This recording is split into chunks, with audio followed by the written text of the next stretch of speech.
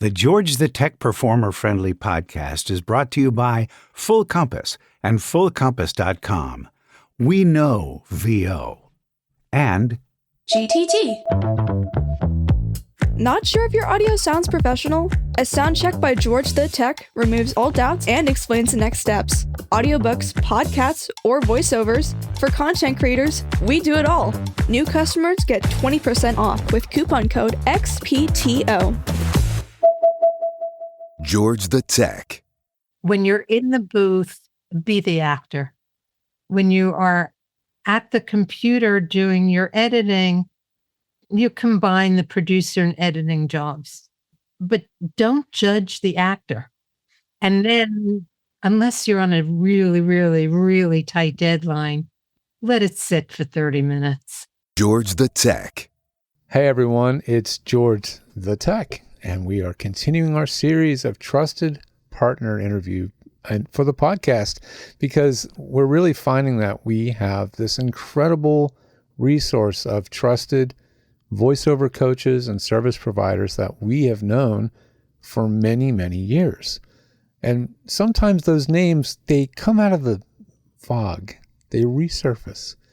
And one of those is with me today. And I was at a client's home, and we were talking about the business and who we like to work with and who this particular client trusts. And Jodi Gottlieb's name came up immediately as a coach she loves to work with. And I was like, oh my gosh, it's definitely high time I bring Jodi on. I mean, Jodi has well over 20 years of experience coaching in voiceover. I'm sure that data could be outdated, right? We always say 20 plus. You don't want to be too explicit about how many years, right? And she specializes in some of the biggest genres, promo, commercial, and trailer, and working with VO talent that is already established in most cases, but she can work with other talent styles. And she's just got a heck of a pedigree. I mean, she's got background in theater. She's created promos for pretty much all the major networks that you're familiar with, and also has worked as a writer. So just an incredible array of skills, and people trust her technique. And here to tell you about why she's so beloved is Jodi herself. Hi, Jodi. How are you doing? George, nice to see you or hear you. You too. I know we're looking at each other because we get to do that, but this is an audio show, of course. We talked about how audio just feels like it's a better way to passively connect with the voices and not feel like it's become a video medium where you have to just sit and watch. You like podcasts yourself. You listen to some yourself. I do. I listen to podcasts a lot, and I have watched some video podcasts. Mm-hmm. And when things are being demonstrated, it's good. Yes. But for the most part, most podcasts are talking. Yeah. And I know from my experience, when I'm listening, when I'm recording something, when I'm directing a promo or commercial or a narration, I find myself closing my eyes to listen. And I find that much more helpful than looking at the talent. Yeah, it makes total sense. I've heard there's a bit of a trend in voice actors being asked to be on camera, a webcam or something. What's the real benefit? It seems like they're just having to do that to make the client happy, maybe. I don't know. Well, okay. I don't know if any of this is true. This is your opinion. This is my opinion. Yeah. This is speculation. When we used to go into studios, we would greet the talent, hang with the talent, talk to the talent, have a real connection. Yeah. And since everything has gone remote, we're lacking that connection. And seeing somebody, even though it's through a screen, it gives you one step closer to connecting to a human being. Yeah. Yeah. I don't know that there's a benefit in terms of the quality of the work. Right. But as a human, I get it. I Mhm. do understand that. Mm-hmm. I understand that too. I mean, anybody entering the industry in the last 5 years is probably getting a very different experience. Yeah. But if you've been in it in 5, 10, 15, 20 plus years, there's a huge loss in that there is none of that human. It's not no human, but there's far less of a human element. And it's Yeah. not just about the free breakfast No, at the not at all. studio. It's, I know people talk about that. Yeah, no, it's not about that. It's about, we want talent to connect to the material. And in order to do that, you have to connect to the person. Mm-hmm. In studio, I have not been in a studio since pre-COVID. No kidding. Everything's online. Mm-hmm. And I do my sessions and I do my audition directing on Zoom because I want to make that connection, that human connection. And then from that, we can work on connecting to the material. So you start with the connection Yes. with the student Yes. that you're working with. Yes. I learn a little bit about them because it helps me to find language that they can connect to when I'm directing them. That's really important because Maybe where they grew up, where went they to grew school. up, what they like to do, really what kind of things they're booking, and I get an idea of what they do well. And do you have children? Do you have a dog? Do you have a car? Depending on what we're working on. And it really helps. It helps relax people, for one. And for some reason, new people come in. If they're new, we haven't met, they're a little nervous. Sure. I don't know why. And in reality, I say, don't worry about it. You'll be over it in 10 minutes. And sure enough, in 10 minutes, because we've connected. Same thing happens to me. I know it's silly. I'm a techie guy, but I get the same thing because I think the longer you've been in the business and the longer your resume, you loom a little large to people. I'm like, people are like, oh, you're like a celebrity. I'm like, yeah, I just do what I do, but that's my goal too, is to connect with people and get them through that, because the technical stuff is really intimidating to a lot of actors. It's intimidating to me, and I've been around it a long, long time. Yeah. But I don't push the buttons. That's my only consolation, is I don't push the buttons. I sort of know the language. That's as far as I need to go. A little bit of lingo goes a long way. Well, let me do what I do. Yeah. And trust that you do what you do. Let's start with the kind of folks you like to work with, in terms of performance level, skill level. The gist I got was that you are generally looking to work with talent already booking or already have a somewhat of established voiceover business. Is that true? That's my preference, because then I can raise their game. But I do take people on who are beginners, but I'm not good with people who have never been in front of a microphone before. Because you have to go through all that tech stuff. I should send them to you first. Go through that. I can tell them what I've learned throughout the years and, how far to measure the mic and all that. But that's not really my thing. You want to get through that as quickly as possible, right? Yeah. And get to the meat, get to the really good stuff. Yeah. And people beginning, I believe, again, opinion, they should start in a class. They should start in a beginning class and work their way up. I think classes are very beneficial. Listening to how other people do things, having other people ask questions that maybe they didn't think of, that kind of thing. So I usually recommend that they take a class. Once they're ready for privates. Depending on what their email says, I may refer them elsewhere.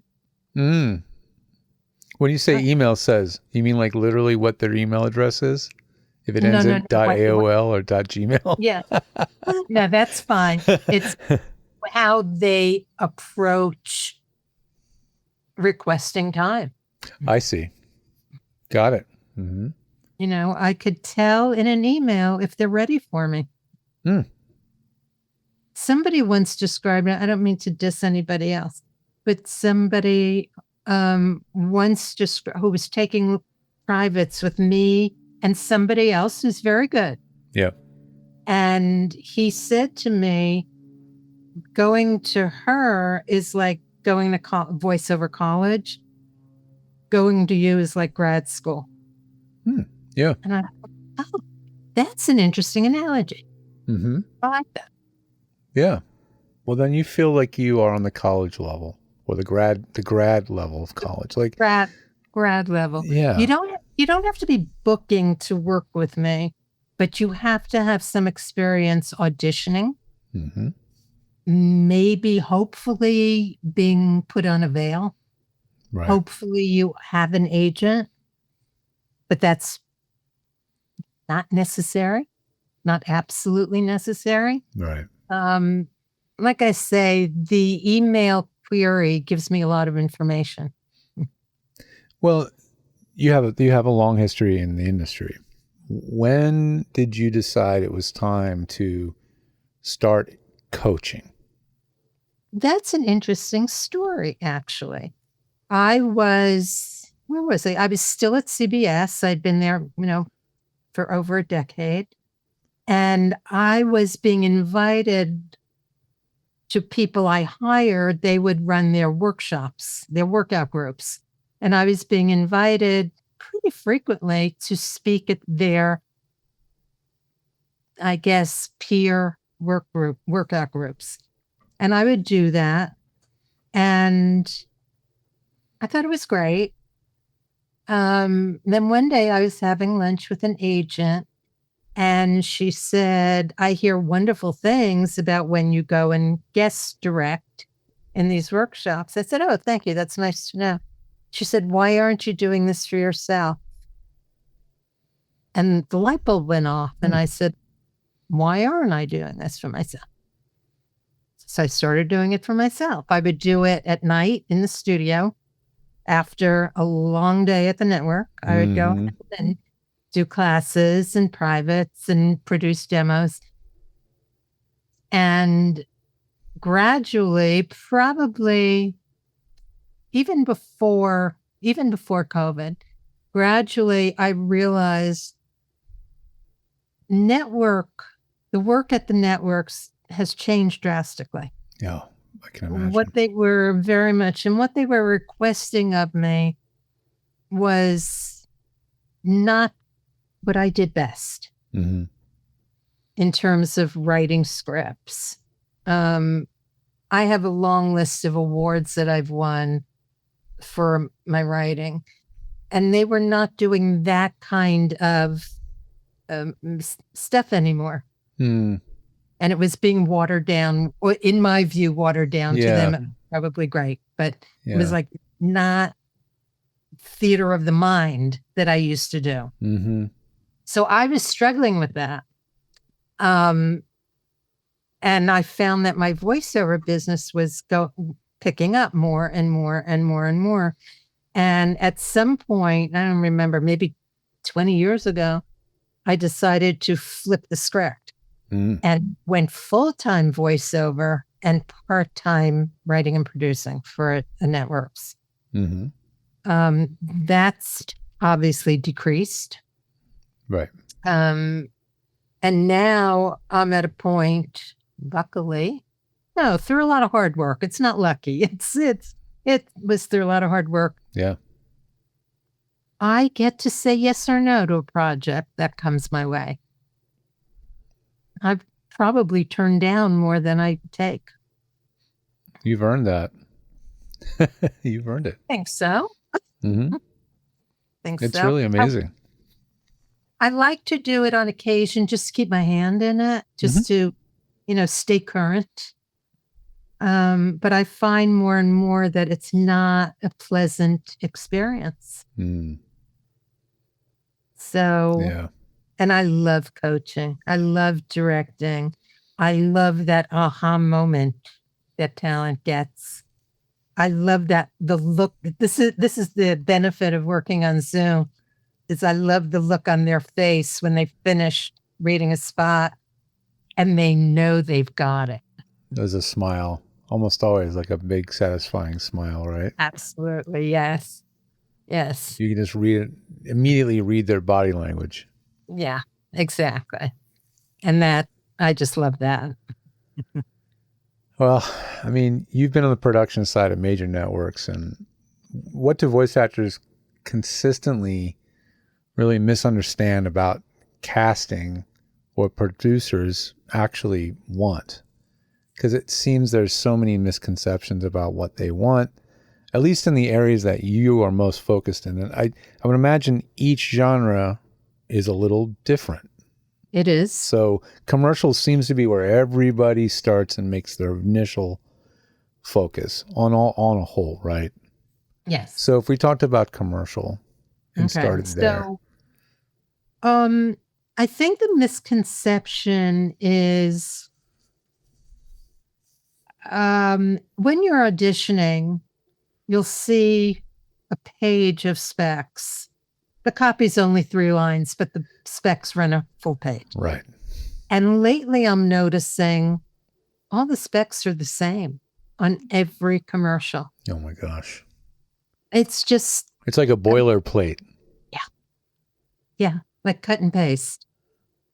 And the misconception is that they have to hit every word, every description in the spec. But nobody can. You can't. It's impossible because the specs are often conflicting. Slow, but fast. That's exactly what happens. So the biggest misconception is trying too hard to hit all the specs. What I recommend, and I, don't say this is gospel, but it seems to be working for my clients, is find the 2 or 3 words that fit you and aim for that. In the spec. In the spec. Things in the spec that you're like, okay, I resonate. That feels like me. Yes. That kind of feels like me. Yeah. Exactly. Make it as natural as possible. Make mistakes in commercial. It's fine. Because that makes it sound real. Yeah. Search for a word, even though it's right in front of you. Yeah. We're doing it now. We search for words right as we speak. Talk to one person. Little pauses as you think about what's the most efficient, best way to communicate something. I want to dig in on the little pauses.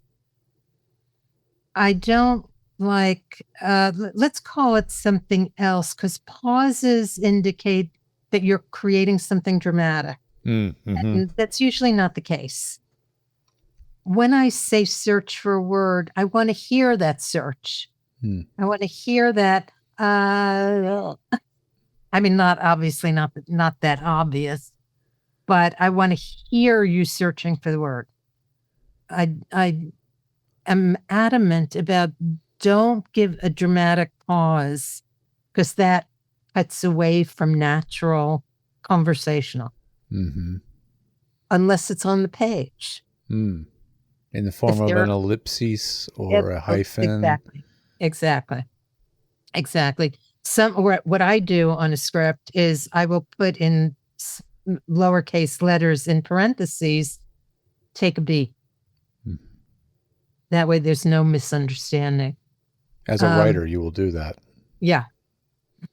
Yeah. I don't direct on the page, but there are times that for you to understand what I'm getting at, it's best just to put that in. Right. I'll use ellipses. It's good to be explicit instead Yeah. of using short, like what ... What does that mean, everybody? But take a beat. I think that really connects. Like, why not use English language when you can use it, right? Because sometimes we don't always have the words. Right. That's so true. Oh my gosh. Even as a writer, I struggle for words sometimes. Totally get it.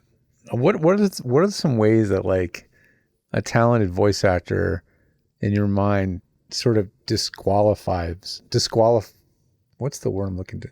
Disqualifies themselves from either, I'm not going to say from voiceover, but from that script. Not connecting. Yeah. If it sounds like you're reading, even if you're being very dramatic or being over dramatic, if you're not connecting, if I don't believe you drive that car, if I don't believe you eat that fast food, that's disqualifying. Now, sometimes when we're working, I do a lot of audition coaching, and sometimes when we're working on something like fast food, first question I ask is, do you eat this food? And if they say yes, great. Talk to me about that. Why do you do that? What do you like there? What's their menu like? Blah, blah, blah. We can connect that way. If they don't, I say, well, what's a fast food that you do like? Oh, you don't like hamburgers? You like chicken? Well, talk to me about the chicken. Okay. And they'll go into that. It's like, okay, now you've connected to something you like in that fast food area. Now let's transfer it to this burger spot. You're substituting in things that they can connect with to get them into that mode, that feeling that they're missing otherwise. Yes, that disconnection is immediately disqualifying. And we can hear it. We can absolutely hear it. You know it when you hear it. Well, when an audition comes that you're listening to, I mean, how often are you listening to an audition outside of coaching? Are you ever in a position of casting or vetting content or auditions? Not as much as I used to be. Yeah. Occasionally, well, I have some clients. I have many clients who, instead of getting direction, they will send me what they've recorded. And then I give them notes on that. And at their levels that they're doing this, I generally don't have notes. I may change the order of how they submit. Right. Or catch a mispronounced word, or, whether to use their pickup line or the original line, that kind of thing.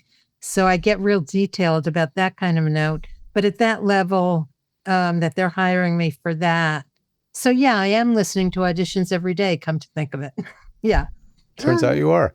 Yeah. When you listen to auditions, what is within the first few seconds, you probably know almost everything you need to know, I would imagine. You're doing it. I do, but because of what I do, I have to listen to the whole thing, and usually twice. Sure. At least. What is the first thing that really keys off in your brain that this person is ready? Is it just strictly acting? Is it tone of voice, like literal voice quality? Is it audio quality? What's the very first thing? Is there a first thing that immediately tips you off this person is ready to go here?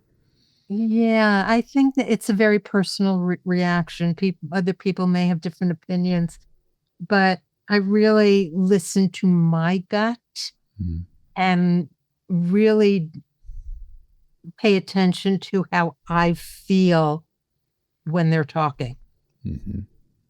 And within the first 3 seconds, as you say, nobody can tell in 3 seconds if this is the right person. Nobody can. No. Been doing this for 100 years, and you have to listen to the whole thing. because some commercials do a build up and you have to listen to see if they hit that build. Sure. Some people take a couple of sentences to really get into it, and you have to allow that. It's an undirected audition. Right. You have to give people benefit of the doubt. So it really is based on, what do I feel when I'm listening to this? Yeah. How am I responding? I'm glad you mentioned the undirected audition. When is there an opportunity for actors to receive direction in an audition? Does that ever happen? Well, yes. I have several people who hire me to direct their auditions. Mm-hmm. So they are getting directed auditions from me. I do have a client lately who's getting requests for a casting director to direct them. A casting, or even the producer. I will get their email and this is a directed audition. Are you available, for this? And then they'll come to me and we'll work on various ways to approach the spot, so that when they go into the directed audition with the casting director or the producer or creative director, whoever's doing it, they have a baseline for where they need to be. Because we have discovered, unfortunately, that a lot of producers, a lot of casting directors don't speak the language of every talent. So I work with the talent to find language, okay, if they say this is what they want. If they, that kind of thing. Yeah. Interpreting. How often are you in getting involved in any level with the production of a demo? I used to do more. I used to do a lot. Lately, not that much. When I produce demos, we do it in several stages. Yeah. For one, I send 15, 20 scripts for demo prep, and we go through them, and I'm doing two things: listening to what should be on the demo for them and designing the demo at the same time. Because demos have to hit a lot of different points. Yeah. Then the talent has to have a booth test with my engineer, who's in a different location. Good. We check sound balance and all of that. Sure. Once he gives me the okay, we book the recording. They're recording on Source Connect. We're doing it on Zoom. Okay, got it. We record 8 or 10 spots, even if we have to do a line-by-line pickup. That's why demos are a little manipulative. I see. Right. But everybody does it. It's not just me. Yeah. And while when we're finished recording, with the talent still there, my engineer and I put together a rough cut. And it could take sometimes I get it in one, sometimes it takes 2 or 3 different cuts to get the right balance. And once we do that and the talent approves it, they go off and my engineer and I discuss certain aspects, music, sound effects, sound bites, whatever. He goes off and does his thing. When he's ready, he sends it to me. And that's where I would give him notes. But I work with an engineer who's so brilliant. I rarely, almost never have notes. You guys are in lockstep. Yes. He knows what you want. And that's the best. That's a great partnership. Yeah, it really is. He knows what I want. I know he knows how to get there. And sometimes he'll do something that I hadn't thought of. And I go, oh, that's good. Oh, that's neat. That's good. It is a real collaboration. I mean, what makes a demo really effective nowadays? Is it anything different than it was even 5 to 10 years ago? I'd say yes. In that The biggest mistake people make on demos is they let their first spot run way too long. With technology being as it is, with streaming, binge watching, with all of, I think our universal collective attention spans have decreased. Yeah, naturally. Yeah. So in order to keep somebody's attention, you have to be into the next spot before 10 seconds. Wow. Yeah. And it has to sound completely different. A complete change of direction. Yeah. Complete change of Got to direction. like to snap the listener out of it. And they're like, whoa. Yes. Ah. Completely different tone. For instance, let's say you're doing a commercial that's like, man on the street kind of thing like that. Great. Within 10 seconds, hopefully 8 or 9 seconds, then your next spot's going to be a big announcer spot, even though that's not selling much anymore. More niche. It's a more niche thing. Yeah. But and I'm seeing a little tick up of requesting that. So who knows where it's going. Yeah. But you want every spot to sound different. You want a nice variety of spots that you're suited for. Yeah. Don't try to do something just because you like the product. You may not be right. I think what happened was, when was it, in the 80s or something, when music videos became a thing? Yeah, early 80s. Yeah, that's what kind of changed how people listen to demos. Oh.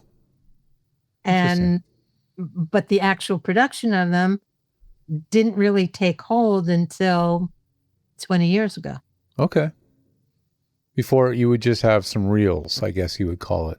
Clips of things you've recorded. I think what's really going on is that we were saying you don't want to linger too long. I could see how if I was doing that, and I'm not a voice talent, but if you're doing that first spot, you're like, oh, it's so good. It's so good. Like the writing is so good. You have to be willing to like needle scratch, on to the next, Don't let it go. If that spot is so good, you love that spot, and you want to run 12 seconds of that, put it second. There you go. And then you can let that. And your first spot should always be your money voice. Where are you going to make the most money? And that's why you have great coaching, because your coaches like yourself will help you find that. Exactly. They'll know what they're looking for. Exactly. Oh my gosh. Do you think voiceover performance is, this is now looking into the future a little bit. So this is hard. Because there's so many things now, so many variables. Of course, AI is in this mix now.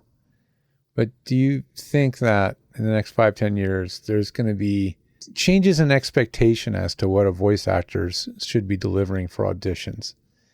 Like in terms of volume, in terms of range, maybe in saying we'd like to hear 5 interpretations of the script in an audition. Is that kind of thing going to happen, do you think? Or is it happening? Tone, volume, that won't change. Range won't change.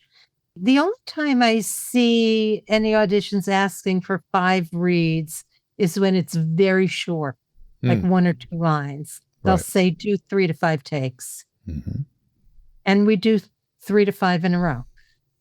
If you're reading a full script, I don't think it's fair to ask talent to do more than 2. Yeah. And you should do 2. I've seen a lot of auditions come through. They only want 1 take.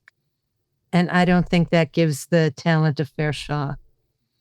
No, I hear a talent mentioned quite often, and other coaches say that you should have at least 2, where 1 is maybe a little bit closer to what the specs might say, which, like you said, the specs are yeah pick and choose, and then 1 where you get to go a little bit far afield. That's exactly what I recommend. Your first take should be what they're asking for, sort of. It shows respect for them. Yes. You're like, I understand. I see this is what you're looking for. Let's Yes. give that to you first. Yes. And the second spot should ignore the specs. Give them what they're going to want. And I'm sure there's not any statistics on this, but I would imagine there's a fair amount of talent that book it based on that second read. It is true. I hear a lot of that. Because they maybe, like you said, as the specs become more and more generic boilerplate, it's becoming more and more clear that they don't know what they actually want. So it's that second interpretation where the actor gets to really just throw something at the wall is where they might have an opportunity, it sounds like. They get to bring all their skills into it. Their acting skills, their performance skills, their voiceover skills, whatever. They get to really show what they can do. And even if it's not right, it shows a range. And that's what you want to show. Here's the other thing that talent is challenged by, and there's no way around it. Producers or producers' assistants or creative director, whatever, they send out these specs, they get the auditions. Talent is second guessing them. They are second guessing their bosses. Those bosses are second guessing their bosses. So by the time it gets to the real decision maker, who knows? Wow. What happens frequently is somebody will book a job based on the specs, regular guy, conversational. There's no such thing. Nobody talks like that. But that conversational read, natural, right? So they book based on that, did a great audition. They get into the session, they do that read, and little by little, they are given direction that raises it up into an old school commercial read. Yeah. I've done a lot of those. I've done a lot of those, not directing into the old school, but You've been witness. I have witnessed. Witnessed. I've directed the auditions, per the specs and then cut loose. And then I hear it on air and it's like, there's no way we would have gotten to that.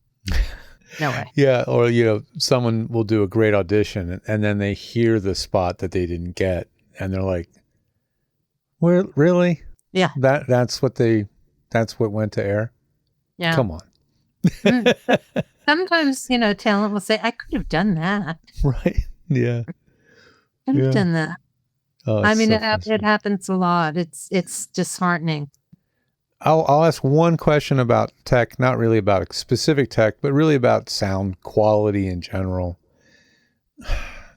My voice actor clients that come to me, one of the biggest issues they deal with is this tendency to be really, and you throw these acronyms around loosely, but everybody seems to know what you mean. So OCD, being OCD about editing, prepping, cleaning up, denoising, declicking, de-essing, everything to get that audition to sound perfect.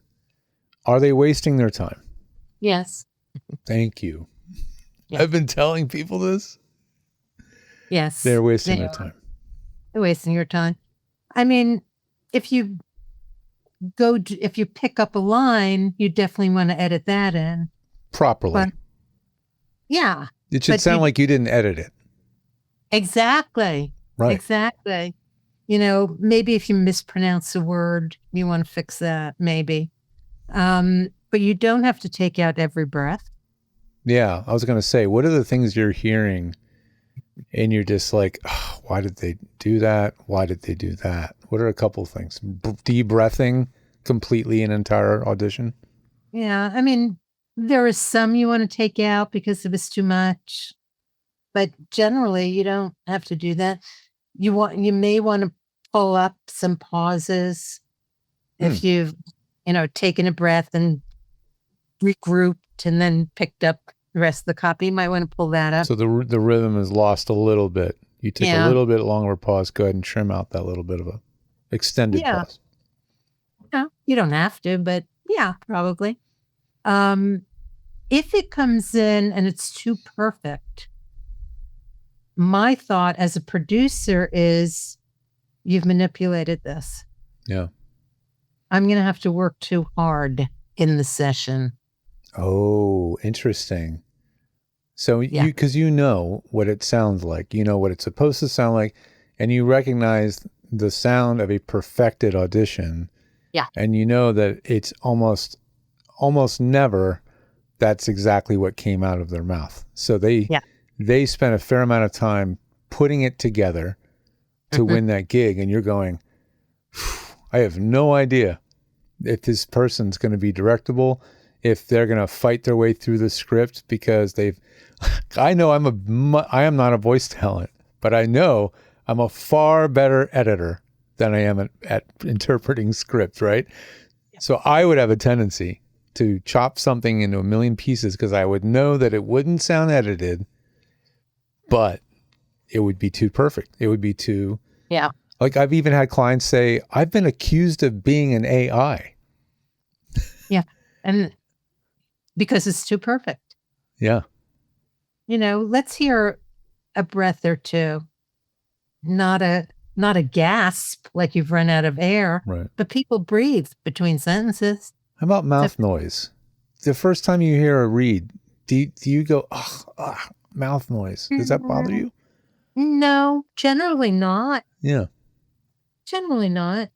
Unless it's like overdone. It's like, go bite into a green apple. If it's That's just much. I always say if it's distracting, but yeah, this is one of those things that's very hard for the talent to separate themselves from their performance and from all those things. Is when there's this, it seems like there's this pressure to turn over. It's a numbers game thing, right? And so they're banging them out, and so there's no time for them to take a pause. Would you recommend that they finish the audition, consider it done, and not send it maybe for a half an hour if they can, or an hour?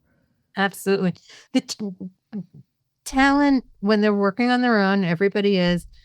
The biggest problem is that they are not only actors, they are producers, they are directors, they are engineers. Yep. You can't do it all at the same time. Right. So I'm going to give away one of my secrets here. Don't give away too many, but one or two is okay. But you want to separate each of those jobs. Yes. And totally when you're agree. in the booth, be the actor. When you are at the computer doing your editing, you combine the producer and editing jobs. Okay. Right.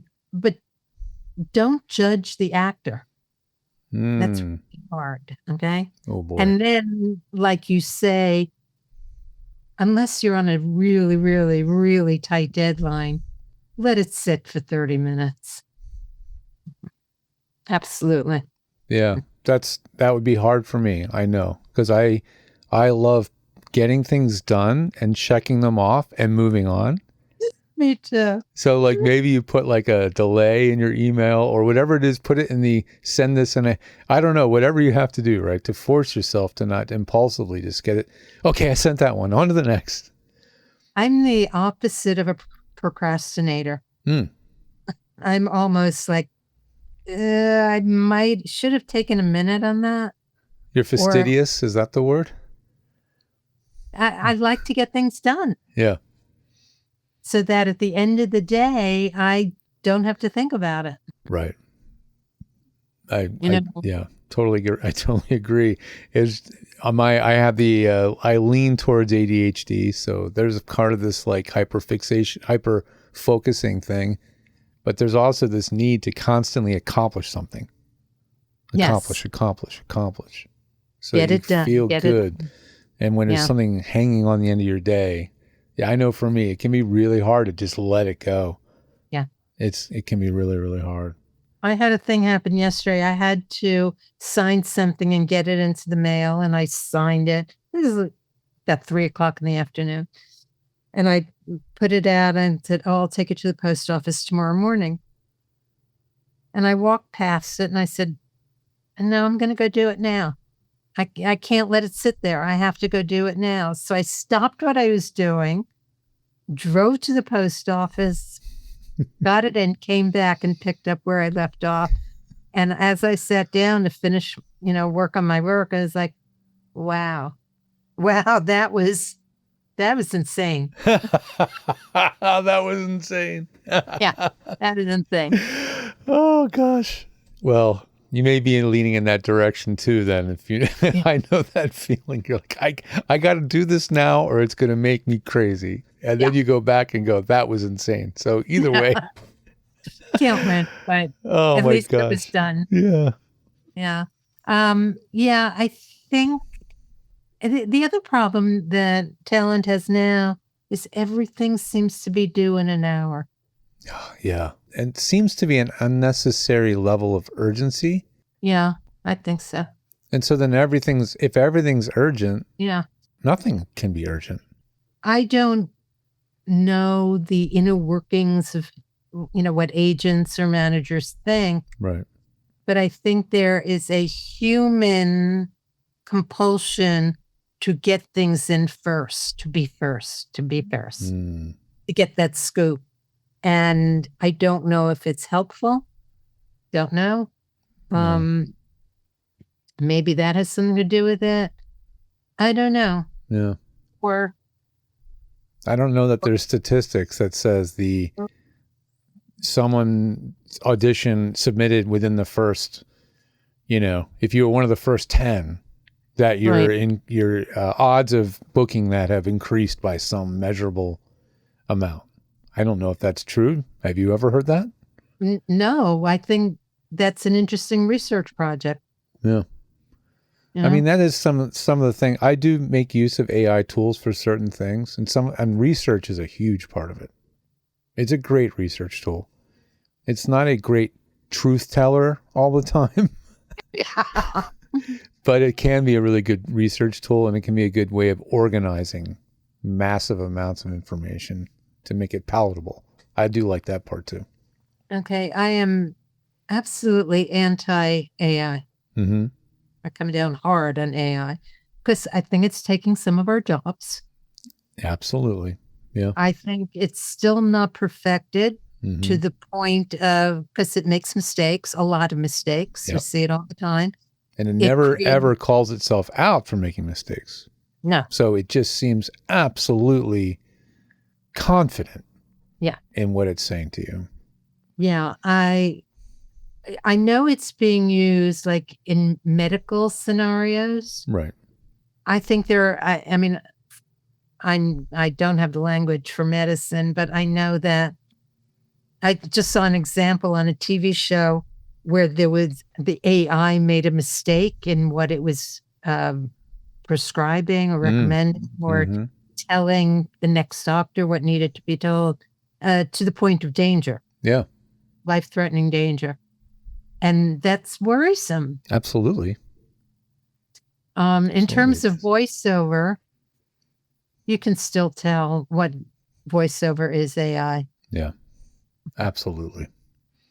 It's driving me nuts because I consume a lot of YouTube content.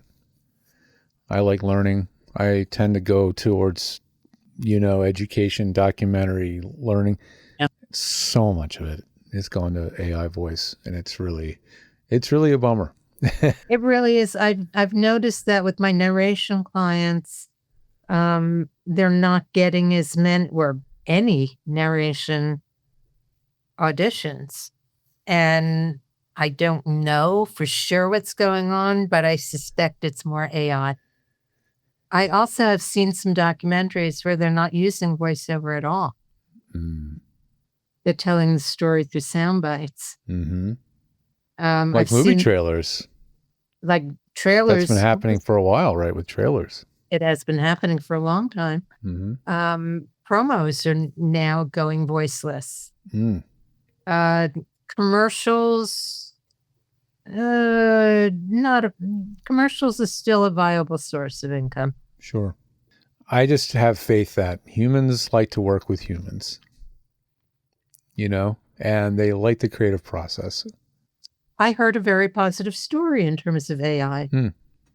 A client used AI, ran the commercial a little bit, came back and started casting humans because they were being called out for using AI. Mm-hmm. So they ended up having to hire a human. And I was optimistic about that. That's optimistic. Yeah. Yeah. And you know who really, really is good at detecting that? Young people. Well, no, not AI possibly, but young people. Yeah. My daughter's age group, Gen Z. My daughter's 17. I'll send her something totally innocuous, won't have any clue that it's AI. She's like, Dad, that's AI. And I just shake my head. I'm like, are you kidding me? But they have a really, really good BS detector, thankfully. Fantastic. Yeah. A friend of mine does a podcast, and he used to do the end credits himself. And one day I'm listening to an episode, and at the end, it was a female voice. I kind of ticked up, and I said, why is this not working for me? She's hitting all the right notes. Oh, I don't think it's human. Mm-hmm. So I called him on it. Mm-hmm. I just tore into him. I said, you know how I am about AI, and now you're doing it in voice. Blah, blah, blah, blah, blah. And he said, well, I don't have any money to spend on talent. I said, you know a lot of my friends. I bet 5 of them would be happy to do it for you. Mm-hmm. And sure enough, they all stepped up and said, we'll do it. So now it's being done by a human being. That's great. That's great. Yeah, I have hope that there's this desire to preserve human performance. Yeah. And yeah, that's a great thing. If you see a brand or something out there that you previously respected or even consumed, and you're hearing them using an AI voice, call them out. Call them on it. Yeah, I was listening. But maybe not in like a really like Not as shaming on nasty. social media way. Right? No, I did it personally, and Yeah. I probably could have been nicer. But, but I was hearing, I guess I was a little bugged because I was hearing, one of those branding things on one of the networks. This is so-and-so, you're watching so-and-so. And I hated it when I heard it. It really bothered me. And the more I heard it, the more frustrated I was. Yeah. Because actually I couldn't tell if it was AI, which it sounded like, or if it was a really bad human. Mm-hmm. Mm-hmm. Then Either way, you were disappointed. I was very disappointed. Yes. Then they changed it. And it was like, oh, now you got it. It was great. How about And it it? was very human. Okay, that's good. Nice to end on a high note that there is a hope for the future with AI.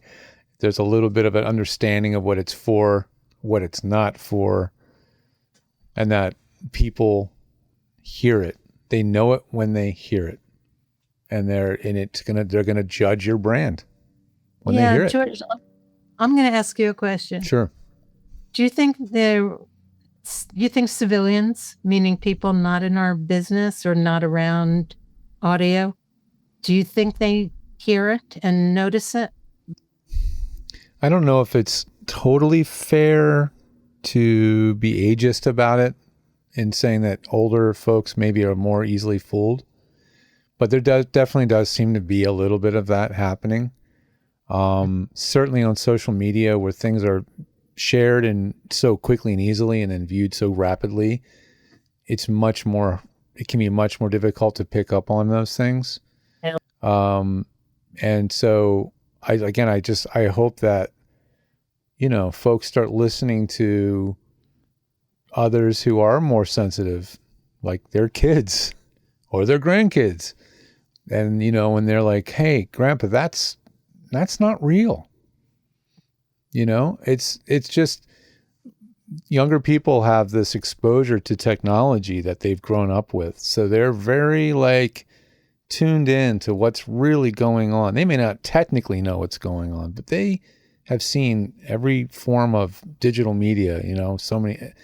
And someone who didn't grow up in that generation had seen it on the periphery, but it's not what they're interested in consuming. It's just not their world. So when something slips in a commercial, for example, they're just it's not going to trigger them. They're not going to catch it. No. So it's tricky, and it's just getting better, but it's just getting better, not fast enough to completely upend voiceover. There's voiceover. I'm hearing it too, that actors are getting cast in roles that had been tested to be used with AI, or even went to finish in AI, and they're coming back for voice. Yeah, I think maybe, or the experience that I had with some of the auditions that are coming back after using AI, that the clients are actually hearing it. They don't know exactly what it is, but they don't like what they're hearing in AI. It's uncanny thing. It's an uncanny valley thing, but with voice. Right. Yeah. And it can be hard to pick it out. But yeah, it's so true.